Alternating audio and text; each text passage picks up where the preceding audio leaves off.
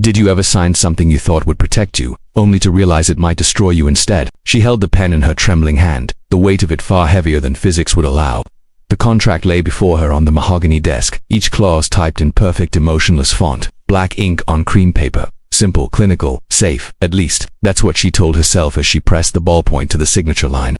Her name flowed out in cursive loops that felt nothing like her own handwriting. Elena Westbrook, a name that would soon become synonymous with a decision she couldn't undo. Across from her sat Marcus Chen, his expression as unreadable as the skyline behind him. Floor-to-ceiling windows framed his corner office.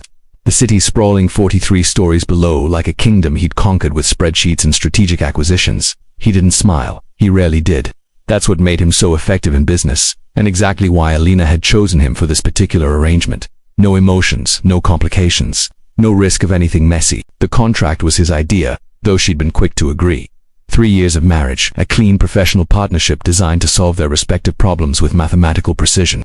He needed the optics of stability, a devoted wife to soften his ruthless corporate image before the merger with the Ashford Group. They were old money, traditional values, the kind of people who wouldn't hand over a $3 billion company to a man they perceived as a cold, calculating bachelor. Elena needed something else entirely. Financial security. A reset button on a life that had gone spectacularly wrong.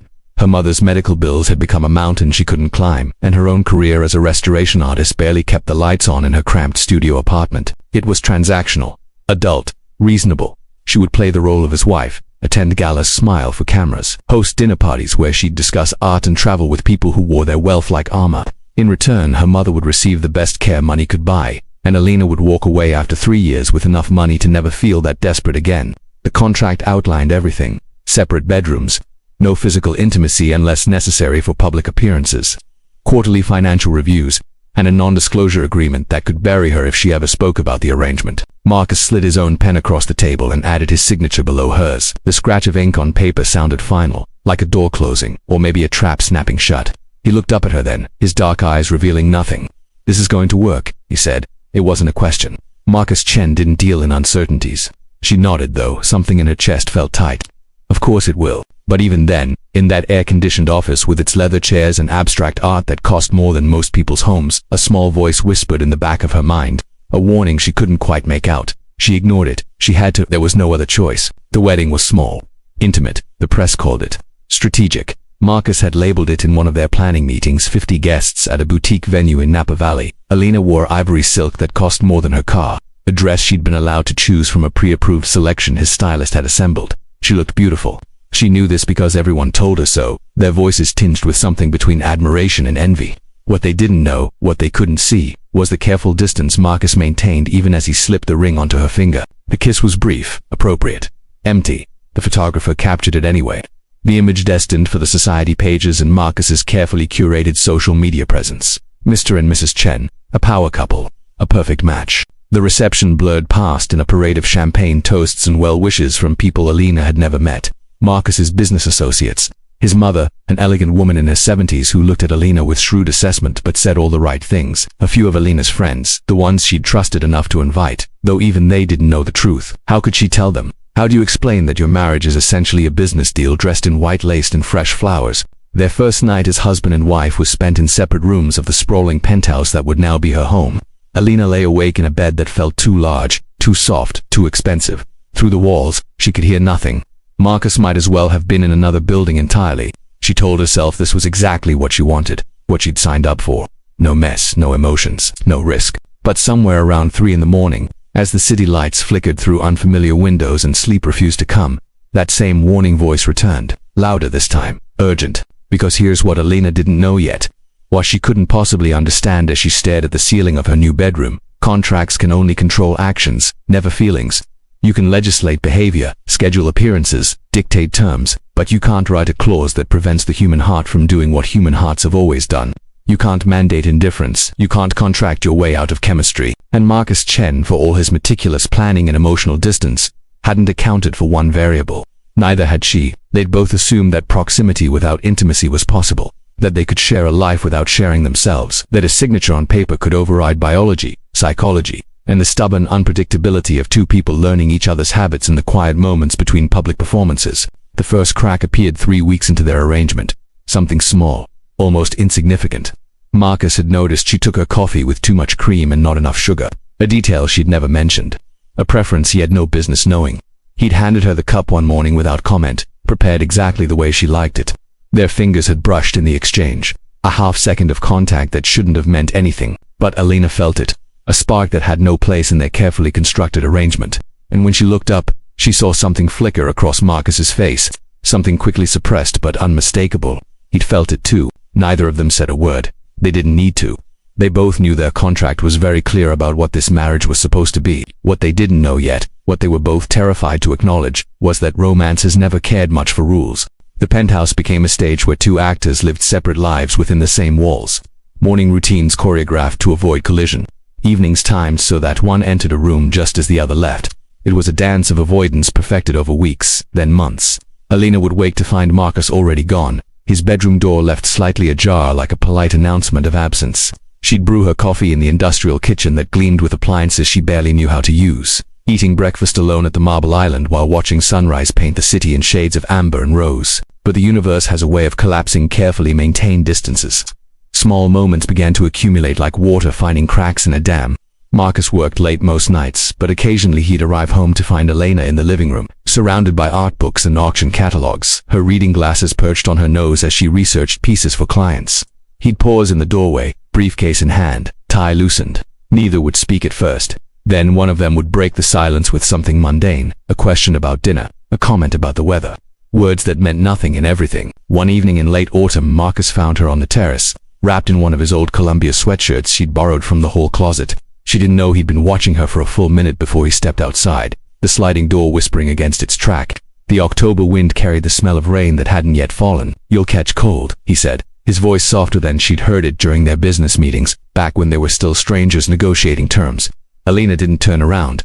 "I grew up in Seattle. This is summer compared to home." He stood beside her, not too close, respecting the invisible boundary they'd established. But then he did something unexpected. He shrugged off his suit jacket and draped it over her shoulders, on top of the sweatshirt. The gesture was so natural, so unthinking, that they both froze. This wasn't in the contract. Husbands did this. Real husbands, not business partners, playing dress-up for the sake of a corporate merger. Alina pulled the jacket tighter anyway, her fingers finding the silk lining still warm from his body. "Thank you," she whispered. They stood there in silence, watching the city prepare for rain. Somewhere below, millions of people were living actual lives, real marriages, genuine connections. Alina wondered if any of them had started as artificially as hers, only to discover something authentic growing in the spaces between pretense.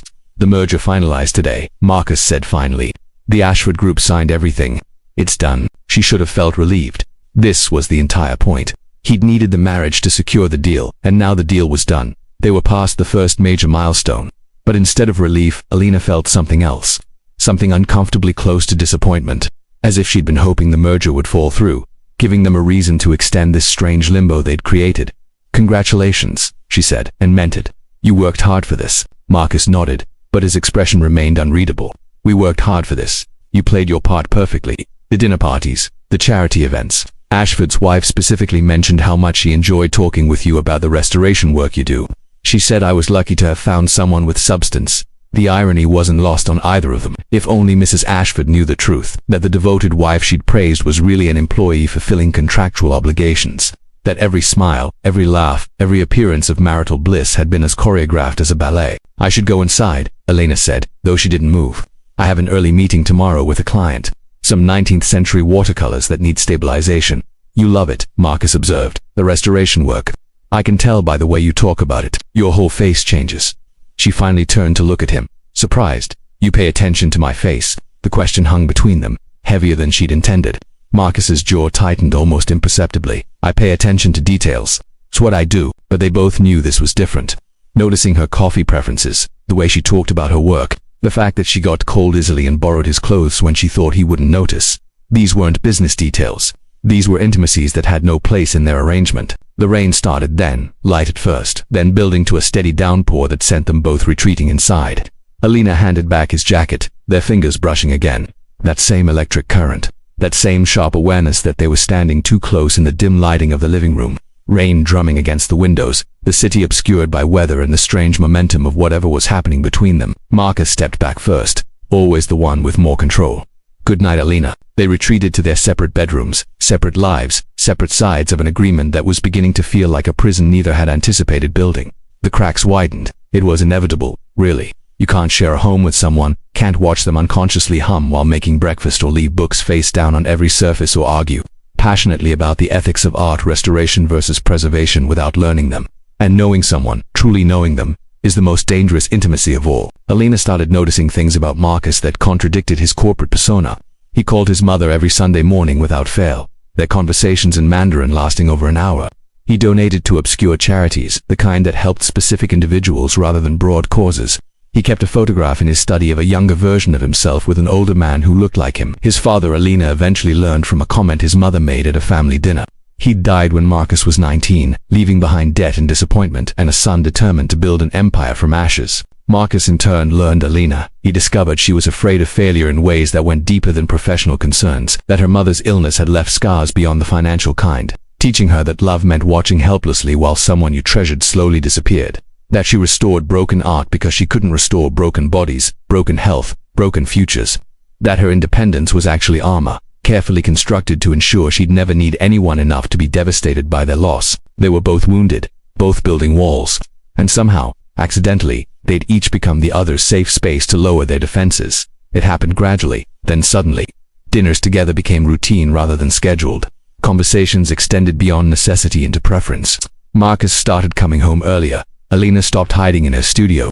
They'd watch movies on the massive television neither had used, arguing about plot holes and character motivations with a kind of passionate investment that felt dangerously close to actual connection. Then came the night that changed everything, a charity gala, the kind they'd attended dozens of times before. Alina wore emerald green silk that Marcus couldn't stop staring at, though he tried to disguise his reaction.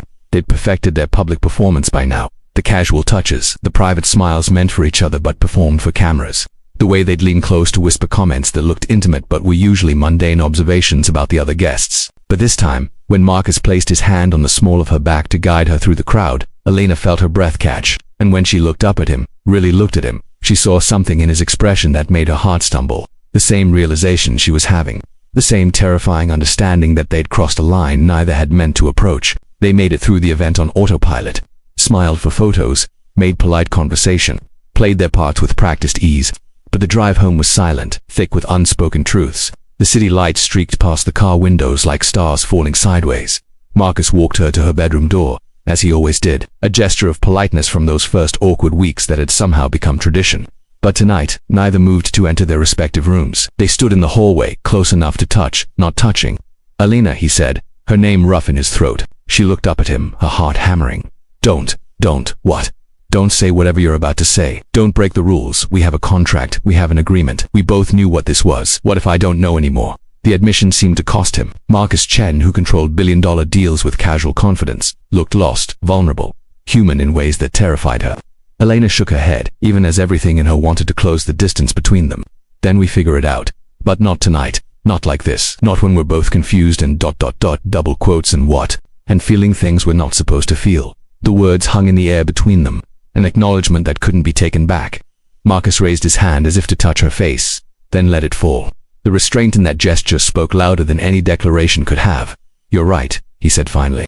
"Good night, Alina." She slipped into her room and closed the door, leaning against it with her eyes closed, trying to steady her breathing. On the other side, she heard Marcus remain motionless for several heartbeats before his footsteps retreated down the hall. Neither of them slept that night. Both of them knew that their carefully constructed arrangement had just detonated, leaving them standing in the wreckage of what was supposed to be simple, trying to figure out how something that started as a business transaction had transformed into the most complicated thing either of them had ever felt.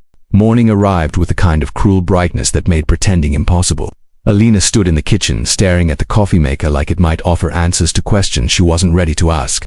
Her hands moved through the familiar motions, mechanical and distant, while her mind replayed the hallway scene on an endless loop. The almost touch, the admission, the way Marcus had looked at her like she was something precious he'd accidentally stumbled upon and didn't know how to hold without breaking. She heard his door open, footsteps approaching. Every nerve in her body went taut with awareness. This was it. They'd have to address what had happened, what had been said, what couldn't be unsaid. She braced herself for the conversation that would either shatter their arrangement or transform it into something neither had signed up for. But Marcus entered the kitchen wearing his usual armor, crisp suit, neutral expression, the Wall Street Journal tucked under his arm like a shield. "Good morning," he said, his tone carefully modulated to suggest that nothing had shifted. Nothing had changed. Nothing significant had transpired in a penthouse hallway the night before. Alina felt something crack inside her chest. So this was how they'd handle it. Pretend it never happened. Retreat back into the safety of their contract. She should have felt relieved. Instead, she felt cheated. Morning, she managed, her voice steadier than her hands. He poured himself coffee from the pot she'd made, and she noticed he didn't correct it to his preferences. Just drank it black, like he was punishing himself, or maybe proving something.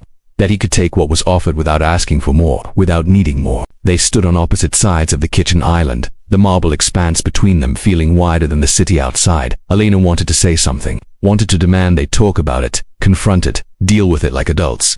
But she'd been the one who said, not tonight. She'd been the one who'd closed her door. What right did she have to be angry that he'd respected her wishes? I have meetings all day, Marcus said, checking his watch with the kind of focus people use when they're desperate to look anywhere but at the person in front of them. I'll probably be late tonight. Don't wait up. The domestic casualness of the phrase felt like mockery. Don't wait up, as if she was a real wife who might worry. As if he was a real husband who owed her explanations. As if they were anything other than two people who'd signed a contract and accidentally tripped over their own carefully drawn boundaries. Okay, she said simply, because what else was there to say? He left without another word, and Alina spent the rest of the morning staring at 19th century watercolors that needed her expertise. Her hands steady with brushes and solutions even as her thoughts spiraled. She'd become an expert at restoration, at taking broken things and making them whole again. But how did you restore something that was never supposed to exist in the first place? How did you fix a relationship that was designed to be fake? The days that followed established a new pattern. Avoidance elevated to an art form. Marcus left earlier, returned later. Alina threw herself into work, accepting commissions that kept her locked in a studio for hours. They were polite on the rare occasions they crossed paths, professional. Exactly what they'd promised to be in a conference room that felt like a lifetime ago. But the silence was loud. And in that silence, Alina started to understand something she'd been avoiding. She'd told herself this arrangement was about survival. About saving her mother. About financial security. All of that was true. But it was also incomplete. Because somewhere in the past 6 months of playing house with Marcus Chen, she'd stopped playing. The performance had become genuine. The fake had become real. And she had no idea when the shift had occurred, only that she was now living in the wreckage of her own miscalculation. Her mother noticed during one of Elena's weekly visits to the care facility, the good one, the place with gardens and attentive staff and hope painted on every wall, the place Marcus's money had bought. You look tired, sweetheart, her mother said, her voice thin but alert. The treatment was working. She was getting better. Everything Alina had sacrificed for was succeeding. So why did it feel like she was losing something more valuable than what she'd gained? I'm fine, Mum, just busy with work. Her mother studied her with the kind of knowing that only parents possess. How's Marcus? The question landed like a stone in still water, sending ripples in every direction. He's good. Busy, the merger went through. That's not what I asked. Her mother reached for Elena's hand, her grip weak but insistent. I see how you say his name, like it costs you something. Alina blinked back tears. She had no right to cry. It's complicated. Love usually is. The word hung in the air between them. Love. Alina wanted to deny it. Wanted to explain about contracts and arrangements and business deals dressed up as marriage vows. But the denial stuck in her throat because her mother was right. Somewhere between coffee preferences and borrowed sweatshirts and late-night conversations about nothing important, Alina had done the one thing the contract couldn't protect against. She'd fallen in love with her fake husband, and he was avoiding her because he'd either realized the same thing or worse. He hadn't and was simply putting distance between himself and an employee who'd gotten too attached. I don't know what to do, Alina whispered. Her mother smiled, sad and knowing. You tell him the truth. That's all you can ever do. But the truth was terrifying. The truth could destroy everything. Her financial security, her mother's care, the stability they'd both built on a foundation of carefully maintained fiction. And beyond all that, the truth could destroy the one thing Alina hadn't expected to value, her relationship with Marcus, whatever it had become. Better to have him at a distance than to confess and lose him entirely. She returned to the penthouse that evening to find Marcus home early for the first time in 2 weeks. He was in the living room, tie discarded, shirt sleeves rolled up, a glass of whiskey in his hand as he stared out at the city. He looked exhausted, defeated in a way she'd never seen him, not even during the most stressful days of the merger negotiations. Marcus's name left her lips before she could stop it. He turned, and the expression on his face made her breath catch raw, unguarded. The walls he'd rebuilt over the past 2 weeks had crumbled, leaving behind someone who looked lost. We need to talk, he said. Her heart started hammering. Okay. He set down the glass with careful precision like he was buying time to arrange his thoughts. This isn't working. The arrangement, the distance, the pretending. Nothing happened. I can't do it anymore. Alina felt the floor tilt beneath her feet. This was it. He was ending it, calling off the arrangement early.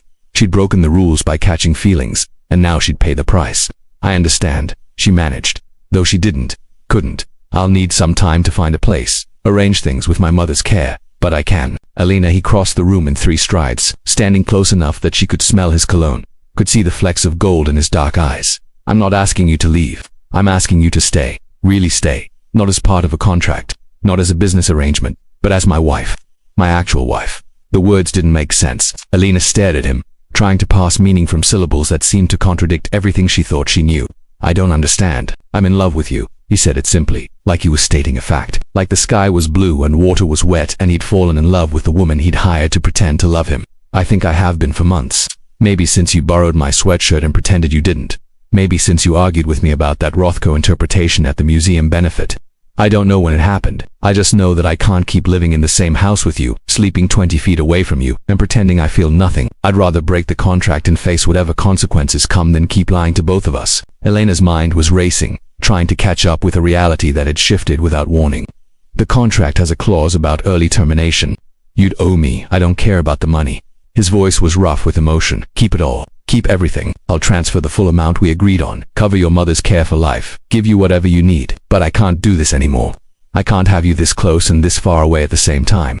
It's killing me. She should say something, should respond, should do anything other than stand there staring at him like he'd just spoken in a language she'd forgotten how to understand. But her thoughts were a tangle of disbelief and hope and terror. Say something, Marcus said quietly, please. Even if it's no, even if you want to leave, just say something. I think I hate you, Elena whispered. He flinched like she'd struck him. I think I hate you, she continued, her voice gaining strength. Because you made me fall in love with you when I wasn't supposed to.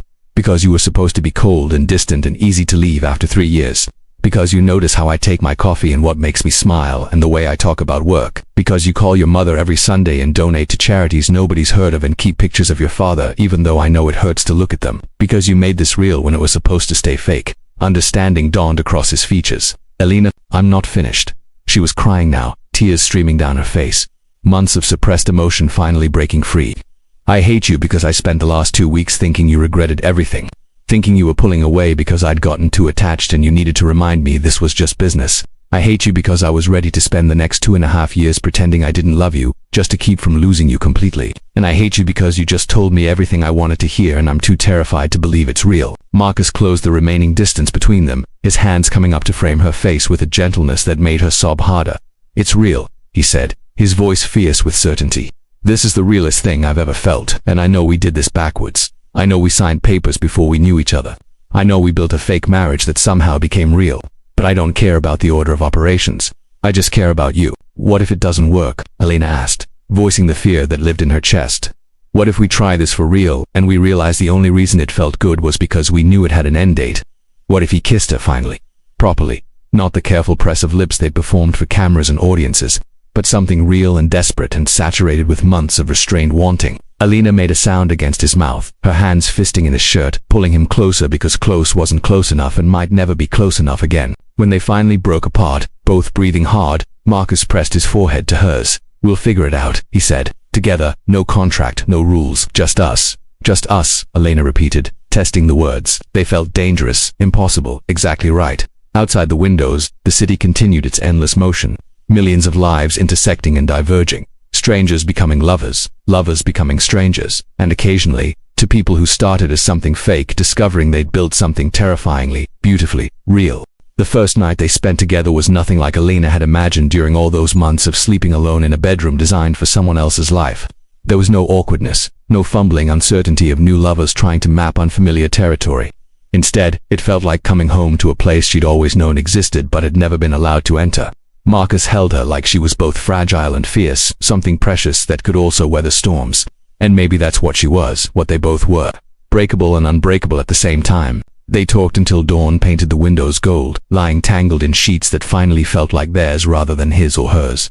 They talked about everything they'd been holding back. The moment Marcus had realized his feelings, watching her laugh at something ridiculous during a charity auction, her whole face lit with genuine joy that had nothing to do with their arrangement.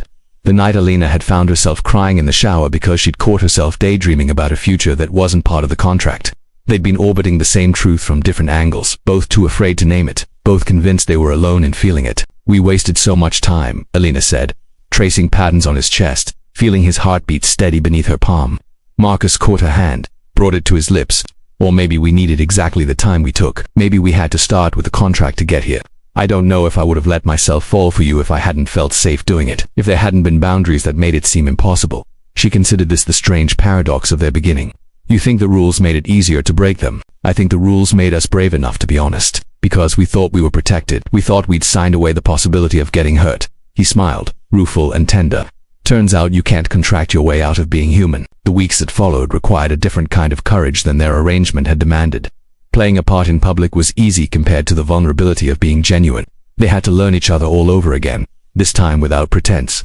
Had to navigate the messy reality of actual intimacy, where feelings got hurt and misunderstandings happened and love required work that went beyond showing up to gull us with matching smiles. Marcus had a habit of shutting down when stressed, retreating into silence that Alina initially read as rejection until she learned to recognize it as his way of processing. Alina tended to overthink everything, spinning anxiety into worst-case scenarios until Marcus learned to interrupt her spirals with grounding questions that pulled her back to the present. They argued about stupid things like thermostat settings and serious things like how to balance his demanding career with building an actual marriage. But they also learned to fight fair, to apologize sincerely, to choose each other even when choosing each other was hard. The contract sat in Marcus's desk drawer, untouched and suddenly irrelevant. They didn't tear it up or burn it in some symbolic gesture. It simply stopped mattering.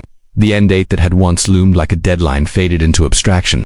3 years became meaningless when you were planning for 30, 40, 50 more. Elena's mother met the real version of them during a Sunday visit, and the knowing smile on her face said everything. "There you are," she said simply, watching them hold hands self-consciously, their fingers intertwined with the casual ease of people who'd forgotten where one ended and the other began. "I wondered when you two would figure it out." "You knew?" Elena asked, surprised. Her mother laughed, the sound stronger than it had been in months. "Sweetheart, I raised you. You think I couldn't tell the difference between an obligation and a choice? You were performing for everyone else. But when you looked at him, when you thought nobody was watching, you looked at him like he hung the moon." Marcus squeezed Elena's hand, his expression soft. "For the record, she did the same thing. I caught her at least a dozen times," they told his mother next, over dinner at her home in Pacific Heights. Margaret Chen listened with the kind of patient attention that suggested she'd suspected all along. When they finished explaining, stumbling over words in their effort to make sense of how fake had become real, she simply nodded. "Love doesn't care about our plans," she said in Mandarin, a language Elena was slowly learning, Marcus translating quietly beside her. "It arrives when it arrives. Sometimes it's inconvenient, sometimes it's frightening. But if you're smart, you don't question it. You just say thank you and hold on tight." Rebuilding their marriage from the inside out meant making new choices. Elena insisted on contributing financially, taking on more restoration projects not because she needed the money but because she needed the independence. Marcus learned to leave work at reasonable hours, to prioritize dinner at home over networking events, to understand that success meant nothing if he achieved it alone. They made mistakes, overcorrected, found balance not as a destination but as a constant negotiation. One evening, almost a year after their hallway confession, they found themselves back on the terrace where Marcus had once draped his jacket over Elena's shoulders. The October wind carried the same promise of rain. The city sprawled below them in its perpetual motion. But everything else had changed. "Do you ever regret it?" Elena asked, leaning against the railing. Marcus's arms wrapped around her from behind. "The contract, the arrangement, starting this way." He was quiet for a moment, considering. "I regret the time we wasted being afraid, but I don't regret how we started, because I don't think we would have found each other any other way. You wouldn't have looked twice at a workaholic corporate executive with control issues, and I wouldn't have let myself be vulnerable enough to actually see you. We needed the distance to feel safe enough to get close. Does that make sense?" It did completely. They'd needed the armor to take it off, needed the contract to learn that some things couldn't be contained by agreements and clauses, needed the fake to discover what real actually felt like. "I used to think love was supposed to be spontaneous," Elena said, watching lights flicker in windows across the city, each one a life being lived, a story unfolding, that if you had to work at it, if you had to choose it deliberately, then it wasn't real. But I was wrong. The choosing is what makes it real. Anyone can feel butterflies, but building something that lasts, that takes intention. It takes deciding every single day that this person, this relationship, this imperfect, beautiful mess is worth the effort. Marcus tightened his arms around her. "You're worth every effort, every single one." The rain started, gentle at first, and this time neither of them moved to go inside. They stood there, getting steadily wetter, laughing at the absurdity and the perfection of it. Of a story that started with signatures on paper and transformed into something that no document could ever capture or contain. Later, dried off and curled together on the couch, Elena asked the question that had been forming in her mind for weeks. What do we tell people about how we really started? Marcus considered this. The truth, eventually, that we made an unconventional choice for practical reasons. that we went into it thinking we could control everything, and that we learned we couldn't control the one thing that mattered most. He paused, brushing a strand of hair from her face. But the truth is also that every marriage starts with a contract. Some people just call theirs vows. The words are different, but the intention is the same. A promise to try, a commitment to choose each other. We just wrote ours down in more explicit terms. She'd never thought of it that way, but he was right. Every wedding was fundamentally a contract, an agreement between two people to build something together. The only difference was that she and Marcus had been honest about the terms up front, before they knew whether love would follow. And in that honesty, in that clarity, they'd accidentally created space for something authentic to grow. The second anniversary of their wedding arrived with little fanfare. They'd already been truly married for a year, so the official date felt less significant than the private one they celebrated, marking the night in the hallway when everything changed. But they acknowledged it anyway, with dinner at the restaurant where Marcus had first proposed the arrangement. Back when they were strangers negotiating a deal, sitting in the same booth, Alina looked at the man across from her and barely recognized the cold executive who'd presented her with a contract and a solution to all her problems. That man had been a character Marcus played, armor he wore to survive a world that rewarded emotional distance. This version, the one who laughed at her terrible jokes and brought her tea when she worked late and looked at her like she was the best thing that had ever accidentally happened to him. This was real. "What are you thinking?" Marcus asked, reading her expression with the familiarity of someone who'd made a study of her moods and meanings. "That I would sign that contract again," Alina said, knowing everything that would happen. All the confusion and fear and complicated feelings. "I'd sign it again in a heartbeat." "Why?" "Because it brought me here, to you, to us, and that's worth every complicated step it took to get here." Marcus reached across the table, took her hand. "For what it's worth, I'd offer it again. Even knowing I'd fall in love with you, even knowing it would terrify me, even knowing it would ruin all my careful plans, especially knowing all of that." They left the restaurant hand in hand, walking through city streets that had witnessed the beginning of their story and would witness whatever came next. Above them, the sky was clear for once, stars visible despite the light pollution, small points of constancy in an ever-changing world. The question that had started everything, the one about whether you could sign something meant to protect you only to have it destroy you, had an answer now. Yes, you could. But destruction wasn't always a bad thing. Sometimes you had to destroy who you thought you had to be to discover who you actually were. Sometimes the breaking was necessary for the becoming. Their contract had been clear, outlining boundaries and expectations with legal precision, but romance had followed its own rules, the ones written in shared glances and borrowed clothes and coffee made exactly right without asking, the ones that said love didn't care about your plans or your protections or your careful attempts to control the uncontrollable. Love showed up anyway. Love did what love always did. It asked you to be brave enough to risk everything, trust enough to be vulnerable, and foolish enough to believe that some things were worth the risk of getting hurt. And in the end, maybe that was the only contract that mattered. The unwritten one that said if you were lucky enough to find something real in a world full of pretense, you held on tight and said thank you and chose it every single day for as long as you were given. No signatures required, no end date specified. Just two people who'd started as strangers with a business arrangement and ended up as partners in the truest sense of the word, building a life that looked nothing like what they'd planned and everything like what they needed. Some contracts protect you, some contracts free you, and some, if you're very fortunate, do both. Retry.